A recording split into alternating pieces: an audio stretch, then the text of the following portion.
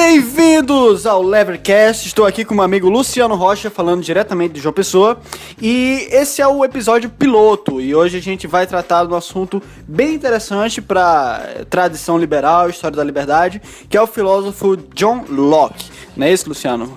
Isso mesmo, olá galera, sejam bem-vindos todos, obrigado William pelo convite e a participação, e nós vamos falar um pouco da filosofia de John Locke, e da sua fundamental contribuição para o liberalismo em geral e as teorias liberais. Então, galera, já uma breve apresentação do que é esse podcast. Então, esse podcast surgiu basicamente com a ideia de estarmos divulgando ideias da liberdade em vários contextos diferentes, tá? Então aqui a gente vai abordar filosofia, sociologia, economia, e enfim, o que der pra gente estar abordando aqui a gente vai abordar toda semana um assunto diferente. Então fique ligado, assine o podcast, baixe e depois dá uma olhada também lá no site apoia.se, que tem uma campanha lá. Se você gostar do podcast e quiser doar pra gente, a gente tá aceitando doações a partir de R$1, tranquilo? Então o podcast se chama Levercast.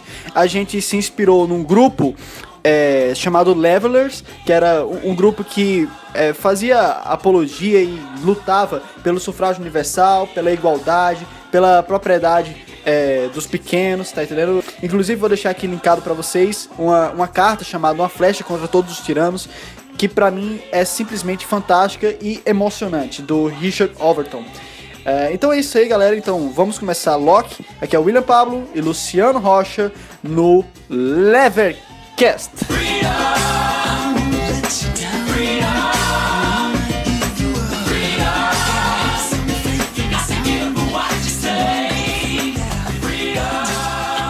Então, vamos começar dando uma pequena introdução sobre John Locke, quem é, assim, bem por cima, dando uma viagem por cima, o que é que ele fez, dar um reconhecimento geral, depois a gente começa a aprofundar nas principais ideias dele. Luciano, o que é que você pode falar pra gente aí sobre John Locke, assim, bem por cima agora no início? Bom, vamos lá, pessoal. Começando uma introdução bem resumida sobre Locke, o William vai me complementando com o que for necessário. John Locke é um filósofo inglês. Ele nasceu no século XVII, no tempo em que a monarquia inglesa, que foi considerada uma das primeiras monarquias a ter ideias de limitação do poder real, estava passando por uma crise. A crise envolvendo o rei Charles e o seu irmão James, que era o provável sucessor, já que Charles não tinha filhos. E Locke, ele nem sempre foi o conhecido pai do liberalismo, Ele também teve a sua mancha negra na história, quando ele defendia o poder real de forma veemente. Locke, ele começou, como a maioria dos liberais começa, como um pequeno ditadorzinho, um projeto de socialista. Mas depois ele foi mudando de ideia, viu que não era bem assim. É importante frisar também que Locke ele não contribuiu só para a ciência política, mas ele deu grandes contribuições para a epistemologia, educação e inúmeras outras coisas. Então, Locke ele é um filósofo, como a gente pode dizer, um filósofo completo, e que influenciou, inclusive, a nossa vida cotidiana, já que ele influenciou os Estados Unidos e Estados Unidos influenciou basicamente todo o resto. Muita gente grande se inspirou. David Hume, Immanuel Kant, Jean-Jacques Rousseau, todos eles tiveram inspirações nesse... Inclusive Voltaire também, Thomas Paine, que é um dos pais fundadores dos Estados Unidos, escreveu 2 obras fantásticas. Uma delas eu recomendo muito, que é O Senso Comum, e a outra é A Idade da Razão, que é considerada a obra-prima dele. E vamos falar muito mais outras coisas desse filósofo inglês chamado John Locke, nascido em Somerset, Inglaterra, 1632. Muito bem, aí tá focado nas datas, é um historicista de primeira, meu amigo aqui, Luciano Rocha. Então, vamos começar agora por um pouco de história, vamos entrar no contexto de John Locke.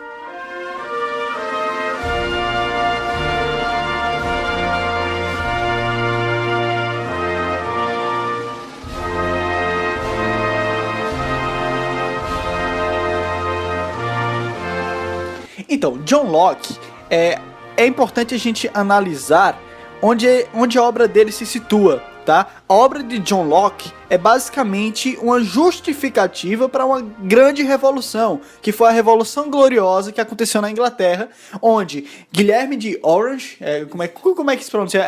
Wilhelm, né? Isso, exatamente. Guilherme de Orange, em português, que é o Wilhelm de Orange, que nós vamos falar dele posteriormente. Então, esse Wilhelm de Orange, ele foi derrubar o trono do James, né? James, que era um rei na Inglaterra, ele era um rei católico, e nessa época o que a Inglaterra menos queria era um rei católico que pusesse em xeque as liberdades dos protestantes. E Locke foi um dos principais ideólogos da Revolução Gloriosa e posteriormente suas ideias se espalharam para inúmeras outras revoluções, chegando até a influenciar a Revolução Francesa e até a Revolução Americana. Então é importante a gente ter em mente isso. Locke é um filósofo da rebeldia, um filósofo de alguém que não se contenta, um filósofo de alguém que quer abalar a estrutura social pro bom sentido, claro. Luciano, alguma coisa para complementar sobre esse contexto? Os ingleses tinham a experiência de tempos atrás da Espanha, né, que se emanava que a Espanha católica traria o mal se dominasse os ingleses, então esse medo ficou bastante arraigado na sociedade inglesa. E não só na Espanha, mas também na França com o Rei Sol, né? O Luís XIV, que era um rei católico que dizia basicamente: o Estado sou eu que mando aqui, e vocês se cuidem, porque senão vão ter que dançar de acordo com a minha música. Exatamente. Então, passando essa parte do contexto, que é bom entender que Locke escreveu no momento para tentar justificar uma revolução, vamos agora entrar propriamente na filosofia política de John Locke.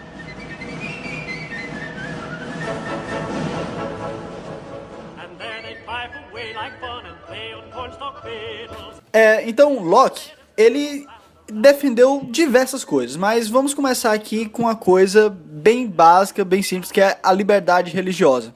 John Locke, ele defendeu a liberdade religiosa, primeiro porque ele tinha medo de que os católicos interferissem na liberdade religiosa dos protestantes, né? Então, bem que convinha a ele defender esse tipo de coisa, mas obviamente, liberdade religiosa não é uma coisa importante só por causa de oportunismo, é um valor fundamental. E Locke dá muitos bons argumentos para defender a liberdade religiosa. Ele diz basicamente o seguinte: se um rei não pode escolher para mim que mulher eu vou ter, com quem eu vou casar, ou se o rei não pode escolher para mim coisas da minha vida que são absolutamente essenciais, como é que ele poderia me escolher um Deus? Como é que ele poderia me escolher a salvação do céu?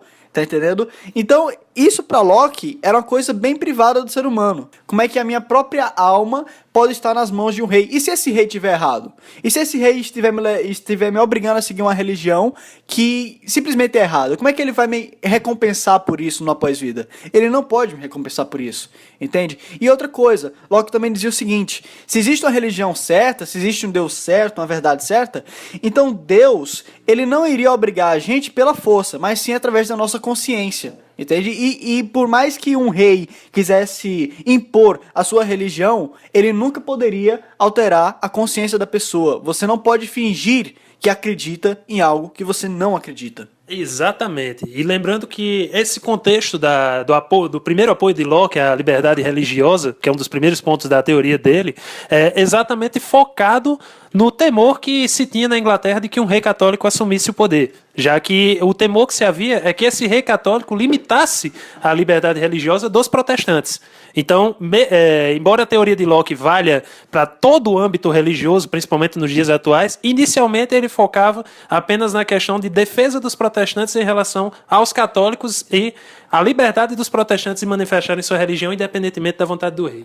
É importante também ressaltar que se Locke estivesse aqui, basicamente ele seria contra a criminalização da maconha e outros tipos de coisas, porque Locke dizia que o Estado não deve interferir nos vícios das pessoas, contanto que esses vícios não prejudiquem outros ou a paz pública, tá entendendo? Então Locke também restringia bastante o tamanho do Estado a um Estado mínimo e dizia que o Estado tinha basicamente de cuidar de proteger a propriedade, a paz, a liberdade e a vida das pessoas. Exatamente. Algo, inclusive, que Robert Nozick, ele menciona no seu livro, 1974, o Anarquia, Estado e Utopia. A primeira parte do Anarquia, Estado e Utopia que ele divide é justamente essa parte de mencionar as limitações do Estado. Ele menciona esse Estado mínimo de Locke e diz que qualquer Estado opressor, mais qualquer Estado que interfira mais nas liberdades individuais do que isso, se tornaria um Estado opressor e, portanto, ilegítimo. Então, só a título de curiosidade, que é o que o Luciano realmente estava falando, o Nozick, que foi um pensador contemporâneo que foi muito influenciado por Locke, parafraseando ele dizia basicamente que o único Estado justo é o Estado mínimo. Qualquer Estado maior que isso seria já uma aberração. Para vocês verem o quanto o Brasil está longe disso. Mas vamos lá. Então, vamos agora entrar basicamente nos 2 tratados sobre o governo de John Locke, são as suas obras-primas. Começando aqui pelo primeiro tratado. O primeiro tratado é basicamente uma refutação de Locke ao Sir Robert Filmer. Robert Filmer era um cara que defendia basicamente a monarquia absolutista. Ele dizia que os reis tinham direito a tudo, tinham direito de matar qualquer um, e que basicamente esse direito dos reis descendia do direito que o pai tem sobre o filho. Ele usava o 5º mandamento da Bíblia, que é que os pais e as mães têm que ser honrados para justificar o poder do rei. E ele dizia que esse poder do rei descendia desde Adão, que Deus tinha dado a Adão a propriedade e o domínio sobre toda a terra, e que esse mesmo poder que Deus tinha dado a Adão, ele tinha dado também aos reis. O propósito de Locke é defender que não é bem assim e livrar a Inglaterra dessa perspectiva de uma monarquia absolutista que eles tanto temem, que Locke até chamava da doença francesa, que era o que tinha lá na França com o louco do Rei Sol, o Luís XIV. Luís XIV, que inclusive combinou a frase que o William já citou, que era a frase do Estado sou eu, e o governo dele se baseou intrinsecamente nesse direito divino. Então, esse direito divino de Filmer, ele foi fundamental para basear o governo de Luís XIV e de seus sucessores, culminando em Luís XVI, que foi morto na Revolução Francesa. E Robert Filmer, essa teoria política de Robert Filmer é conhecida como patriarcalismo. E Robert Filmer escreveu um livro chamado Patriarca. Ele também foi inspirado por um outro grande pensador chamado Jean Baudin. Então, Locke vai refutar essa teoria do Robert Filmer e ele basicamente diz o seguinte, são 3 argumentos fantásticos que ele usa. Primeiro, ele diz o seguinte, os pais não podem matar seus filhos. O Robert Filmer, ele tinha uma ideia que era o seguinte, os pais têm direito à vida dos filhos porque os pais criaram os filhos. O rei teria direito à vida e morte dos súditos. É importante lembrar que para Robert Filmer, o rei não é que ele tinha um direito semelhante ao direito dos pais, ele tinha um direito idêntico. O poder do rei descendia do poder dos pais. Exatamente. Então era um poder exatamente igual a esse poder. É tanto que daí surgiu aquela crença no rei como o pai do povo e dos súditos como seus filhos, que era exatamente a crença da vigor da monarquia absolutista. Vale lembrar também que, se a gente for levar isso ao pé da letra, que os pais têm o direito de matar seus filhos e tirar a vida deles no momento que for, isso implica dizer que não só o pai tem esse direito, mas também a mãe, já que a mãe também é responsável por criar o filho. Se o poder dos pais é o mesmo poder dos reis, então os pais eles são casal. Então, sendo casal, os poderes são divididos. Então a ideia era que a diarquia deveria ser o modo mais justo de governo. A diarquia, inclusive, que não é uma forma utópica de governo, né? Existe um país situado entre a França e a Espanha chamado Andorra, e esse país é governado por uma diarquia. Perfeito. E outra coisa também interessante é que o Locke ele vai dizer basicamente o seguinte, essa visão de que os pais criam os filhos, Locke vai rejeitar completamente. E isso aí cabe um debate mais teológico, porque na verdade existem 2 doutrinas teológicas, uma é traducionismo e outra é criacionismo. Basicamente, o traducionismo, ele diz que a alma passa do pai para o filho. E a alma de Adão foi passada, e a gente aqui tem um pouco da alma de Adão, a gente tem um pouco da alma do nosso pai, então, basicamente, o nosso pai tem direito a matar a gente, porque ele passou a sua alma pra gente. E se ele tem direito a tudo que é sua alma, ele tem direito a nós, basicamente, de fazer o que quiser com a gente. Locke vai contra essa visão, ele adota a visão do criacionismo, que é outra doutrina teológica, que diz que Deus cria uma nova alma para cada novo ser vivo. E, a partir do momento que Deus cria uma nova alma para cada novo ser vivo, cada ser vivo tem direito à sua própria alma, tem direito à sua própria vida, e não cabe a nenhuma pessoa tirar esse direito a não ser Deus. É sempre bom deixar isso claro. Locke, ele não é um defensor da autopropriedade de forma absoluta. Ele diz que Deus tem propriedade sobre todos os humanos, mas não, de forma alguma, outros humanos possuiriam propriedade à vida de outros humanos. É importante notar a diferença, né, no traducionismo, com a alma sendo passada para o pai, é como se o filho, ele na verdade, fosse uma extensão da propriedade dos próprios pais, já que a alma do pai passaria para o corpo do filho, então a propriedade do pai estaria dentro do filho. Já no criacionismo, não. No criacionismo, cada ser, cada indivíduo torna-se único, torna-se uma única pessoa.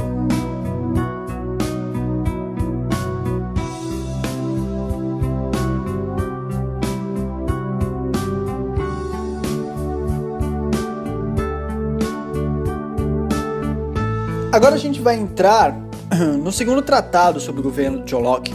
Lembrando que o primeiro tratado ele foi pouco lido e pouco impresso, não teve muita relevância, mas o segundo tratado ele foi o tratado, foi a masterpiece de John Locke.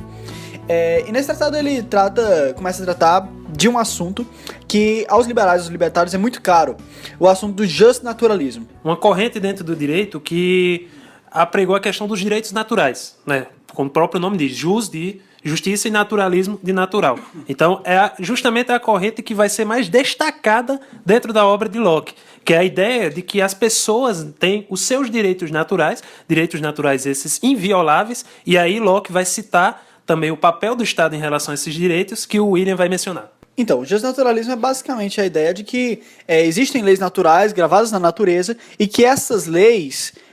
aqui, claro, vou deixar claro que é uma especificidade de Locke, essas leis são conhecidas pelo ser humano através da sua razão. Lembrando que essa linha de raciocínio, ela vem do São Tomás de Aquino. Então, Locke ele segue uma linha tomista de justnaturalismo. Isso gerou uma distinção que veio até hoje em dia. Por exemplo, o calvinismo de hoje em dia, ele acredita que as leis naturais não são cognoscíveis, que o homem não tem como descobrir o que é bom ou ruim por si mesmo e que por isso é necessário uma eleição de Deus. Isso é a visão agostiniana, mas Locke segue a tomista de que as leis naturais são cognoscíveis ao ser humano e ele pode chegar a elas através da razão. Outra coisa interessante é que ele diz o seguinte, que essas leis naturais não são aplicadas porque Deus quis, pelo arbítrio de Deus, mas sim porque elas são necessárias ao mundo que Deus fez. Então, basicamente assim, Deus fez o mundo e para esse mundo ser coerente, para ele se sustentar, ele necessariamente necessita dessas leis da natureza. Então não é exatamente porque Deus, vou botar aqui. Não, mas não, é porque Deus fez o mundo e para esse mundo viver, para ele ser coerente, ele necessariamente precisa dessas leis naturais. Se Deus tivesse criado um mundo diferente, talvez as leis naturais fossem diferentes. Além disso, o John Locke, ele começa a falar sobre o poder político, e ele se difere um pouco aqui, pode até soar estranho para alguns liberais, principalmente os mais radicais, talvez um anarcocapitalista, mas ele diz que o poder político é um direito. E por que ele diz que o poder político é um direito? Porque ele quer separar o poder político como sendo um poder legítimo. E por que é um direito? Porque o poder político ele deriva do direito natural dos cidadãos, que é transferido para as mãos de um político, de um Estado, de um governo, de um sistema de governo. E por isso o poder político ele é um direito, ou seja, é um direito que um político, um Estado tem de infligir morte às outras pessoas. Por que ele infligir morte? Porque a gente vai ver aqui depois que Locke diz que as pessoas têm o direito de infligir morte às outras caso sejam atacadas. E esse poder vai ser derivado para o Estado, quando as pessoas cederem esse direito para o Estado. E vocês vão descobrir já já porque Locke acreditaria que seria uma boa ideia ceder esse poder. Mas enfim, para ele poder político é um direito e se seguir determinadas obrigações, ele é legítimo. Para Locke não existe poder político que não seja legítimo. Poder político que não é legítimo para Locke seria uma tirania, ou seja, não existe. Exatamente. Essa questão do Estado, né, da cessão dos direitos, especialmente o que o William falou do monopólio da força, é a origem justamente do Estado que detém o monopólio do uso da força. É aquela questão da população você ter o direito de usar a força para se autodefender, mas naquela organização você abre mão de parte desse direito e transfere para uma organização, e essa organização vai fazer o arranjo da sociedade dar certo e ter o monopólio dessa força para coibir aqueles que não concordam ou que infringem as leis naturais vigentes.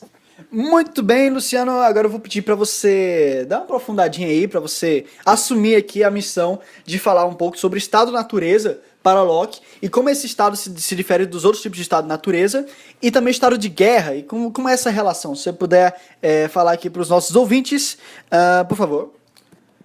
Show de bola. Vamos lá, William. Então, o estado da natureza de Locke é muito definido na questão da apropriação original. Então, vamos lá. O estado da natureza é exatamente o soco na cara e o nocaute que Locke dá em outro grande filósofo conhecido chamado Hobbes. E aí Hobbes cita, por exemplo, no estado da natureza, os seres humanos são naturalmente selvagens, são propensos a guerrear, propensos a matar uns aos outros, a não respeitar os direitos. O estado da natureza é uma guerra permanente.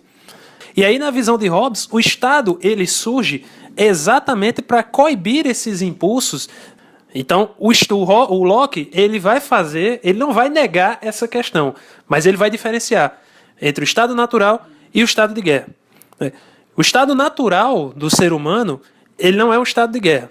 Ele é justamente o estado onde o ser humano vai ter os direitos naturais para poder se organizar em sociedade. E o Estado ele não é uma instituição que surge para impedir que as pessoas não guerreiem. Ela é uma instituição que vai surgir exatamente para organizar melhor aquele Estado e principalmente para proteger os direitos naturais. E aí, a outra distinção que Locke faz é o estado de guerra. E aí, o estado de guerra para Locke é justamente uma situação em que esse Estado ele abusa desses direitos. Uma das situações é que o Estado abuse, por exemplo, ele se torna um Estado tirânico, então a ocorrência de um estado de guerra, que é o estado onde a população, como foi citado, ela possa se levantar contra um Estado que fornece tirania. Então, se o Estado é tirânico, ou seja, ele viola algum dos direitos que ele próprio foi designado a defender, então aquele indivíduo, aquele grupo de indivíduos, automaticamente ganha o direito de entrar no estado de guerra para depor aquele Estado que iniciou esse momento de guerra. É importante lembrar que é o seguinte: o Locke ele basicamente diz o seguinte: o estado de guerra é um estado que pode acontecer tanto em estado de natureza quanto fora do estado de natureza através de um sistema político já consolidado. Agora, é interessante que o Locke, a justificativa dele para o governo, diferente que dá o Thomas Hobbes, não é porque o estado de natureza é todo louco e todo cheio de guerra, mas na verdade o problema que Locke põe é outro. A questão é que no estado de natureza você sofre de 3 probleminhas básicos. O primeiro é o seguinte: não há um juiz comum que seja reconhecido por todos, tá? Então é basicamente assim. Vamos supor que o Luciano entre em estado de guerra comigo. Ele rouba meu pirulito. Então eu digo: Luciano, você roubou meu pirulito, como assim? E eu aplico nele a punição que eu achar mais justa, tá? Então é uma coisa extremamente parcial, extremamente enviesada e quem é o juiz sou eu, ou seja, a própria vítima. Então, é uma coisa que é bom ser peneirada, né? Outra coisa é a falta de uma lei que seja clara. Então, tudo bem, Locke defendia que tinha uma lei natural e que era acessível pela razão, mas, obviamente, quando a pessoa acessa a lei natural pela razão, ela vai enviesar um pouquinho mais para o seu lado. Ou pro lado que ela achar que suas emoções estão mais afloradas. O ser humano ele é muito dado a paixões. E você esperar que o ser humano tenha uma interpretação absolutamente racional da lei natural é uma coisa meio utópica. E o terceiro problema é o seguinte: em uma sociedade onde os mecanismos de punição e repressão daqueles que entram em estado de guerra com você, eles só partem de você, é perigoso. Então, por exemplo, vamos supor que alguém entre em estado de guerra comigo e eu revido nele, tá? Então, é muito perigoso para mim estar nessa posição de estar aqui sozinho revidando. Então, um Estado, ele consegue sanar esses 3 problemas. Primeiro, há um juiz comum a todos, um juiz para o qual todos podem recorrer, um juiz mais imparcial.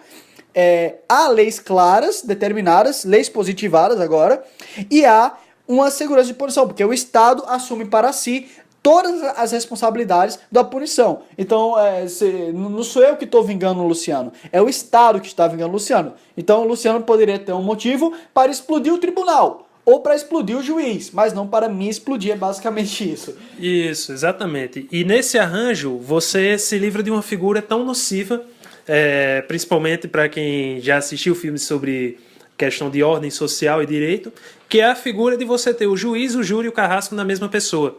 Então, nessa visão que o William falou do estado natural e desses 3 problemas que são solucionados, você tem pessoas e definições claras para a função do que cada um vai fazer. E essas pessoas, elas, como o próprio William citou, elas possuem a imparcialidade e possuem o embasamento da lei dentro desse contexto.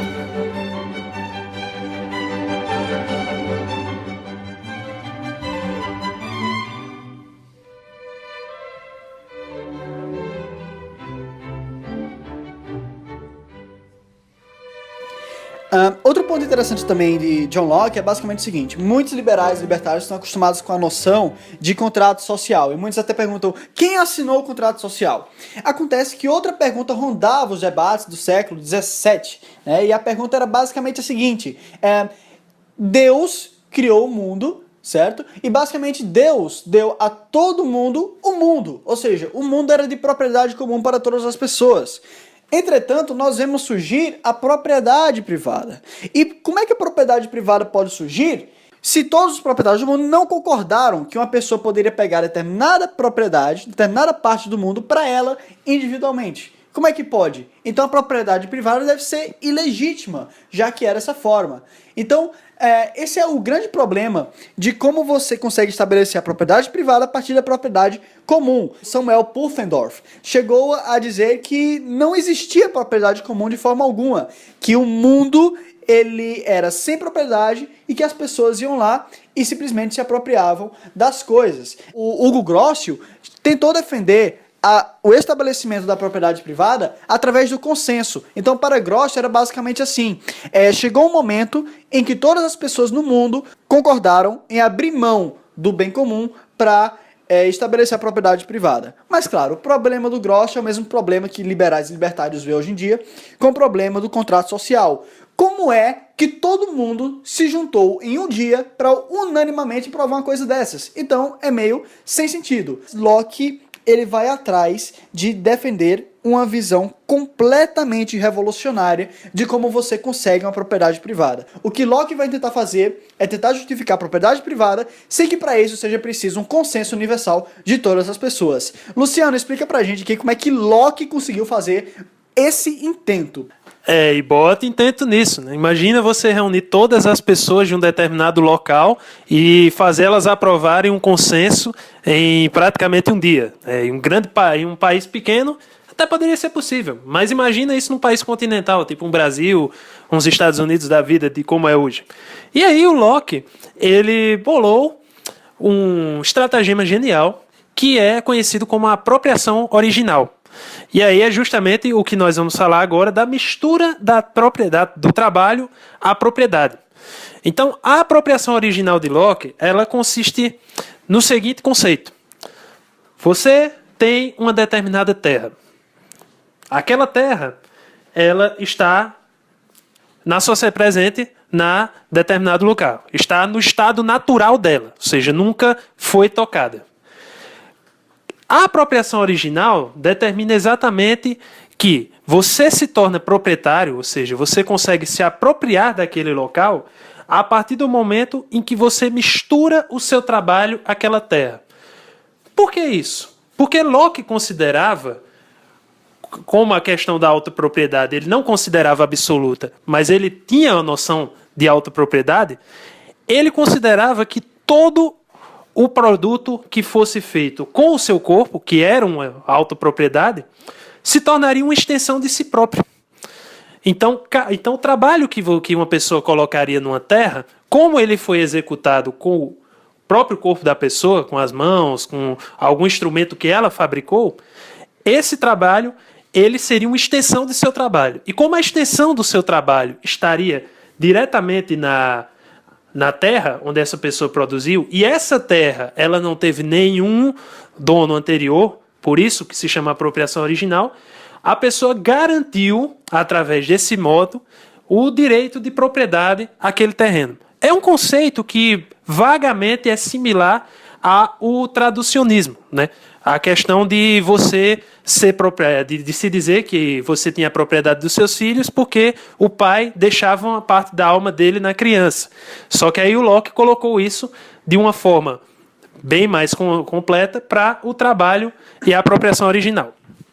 Perfeito, Luciano. Vai fazer uma analogia entre como você estabelece a propriedade privada com o traducionismo. Você está de parabéns, cara. Você está de parabéns. E para encerrar aqui, já estamos chegando no final, vamos falar um pouco mais sobre a defesa de Locke da Revolução.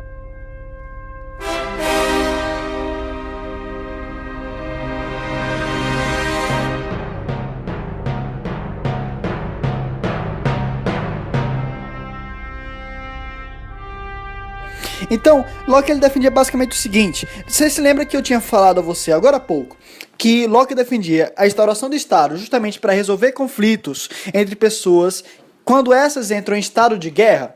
Pois bem, o que acontece então quando um Estado entra em estado de guerra com seus súditos? O que acontece é que você não tem mais um juiz imparcial para julgar esse estado de guerra, vez que não tem um Estado do Estado.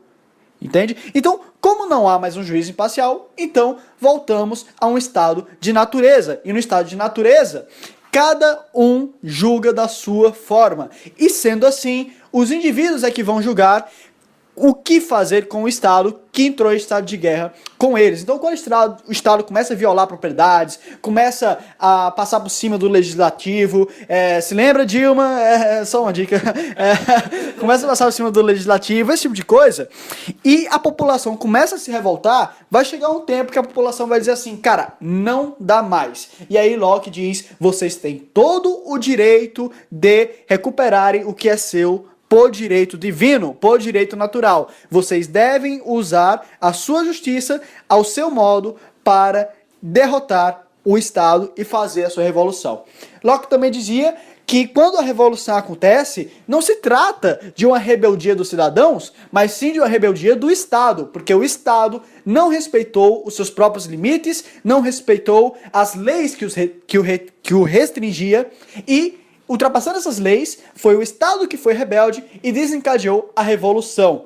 Então, a Revolução de Locke é basicamente isso, a defesa de revolução dele, que serviu de inspiração para inúmeras outras revoluções, inclusive a Revolução Americana e etc. Exatamente. Tanto a Revolução Americana quanto a Revolução Francesa, que foram revoluções das pessoas contra a revolta contra a questão do Estado. O próprio Estado passou a oprimir tanto essas nações, ou o povo destas nações, que as pessoas simplesmente chegaram ao seu ponto de ruptura e como elas viram que esse juiz que estava na figura do Estado simplesmente deixou de existir ou deixou de ser um juiz imparcial o suficiente no qual elas pudessem confiar, foi aí que surgiram as revoluções, que é justamente a saída que Locke fala quando o Estado não tem mais a legitimidade. A gente já falou aqui como Locke resolveu o problema do tal do contrato da propriedade privada. Mas e o contrato social? Locke resolveu o problema do contrato social, como é que as pessoas dão os seus poderes, seus direitos ao Estado, né? Então Locke ele disse basicamente o seguinte: é óbvio que as pessoas não se reuniram todas e assinaram um contrato social, com tinta, com caneta e tal. O que Locke vai dizer é basicamente o seguinte: as pessoas concordam em estar em um Estado a partir do momento que elas não se rebelam contra ele. Então, quando a pessoa não se rebela contra o Estado, ou, por exemplo, quando a pessoa vai de um Estado para outro, a partir do momento que ela escolhe estar no Estado, que ela não se rebela, que ela está lá pacificamente, ela consente de forma tácita, ou seja, de forma implícita em estar naquele Estado. Então, por exemplo, o Robert Filmer, ele até questionou, por exemplo, se o fato de um pai ter concordado em estar em um Estado faria que um filho também obrigatoriamente concordasse em estar em um Estado. E Locke dizia que não. Não é porque o pai concordou que o filho concordaria. O filho poderia, como Locke bem diz em sua defesa da Revolução, se rebelar contra o Estado. Mas enquanto o filho fosse passivo ao Estado, ele estava ali consentindo tacitamente com o Estado e legitimando o mesmo. Exatamente. E esse consentimento, ele não é necessariamente retirado por parte do indivíduo apenas através de revoluções, né? Mas sim através do chamado voto com os pés, que é quando o indivíduo não está satisfeito com um determinado estado, que ele tem o direito de sair daquele estado em direção a outro, onde ele sinta que os seus direitos, as suas questões são mais preservadas. Então, Locke também defende esse direito de que, se um Estado não está atendendo ou não está respeitando os direitos de determinado indivíduo, esse indivíduo ele não precisa usar apenas a revolução. Ele pode simplesmente sair, se secessionar daquele Estado e passar para outro Estado. Então, é isso aí, a gente aqui já concluiu Locke. Então, gente, Locke, para finalizar, fazer um resumão, Locke foi um grande filósofo inglês que estabeleceu o conceito de propriedade privada, justificou a propriedade privada e o Estado ao mesmo tempo, defendeu a Revolução. Sua influência atravessou mares, literalmente, chegando a influenciar os Estados Unidos, até o que eu estava falando antes do episódio com o Luciano, a Constituição da Carolina.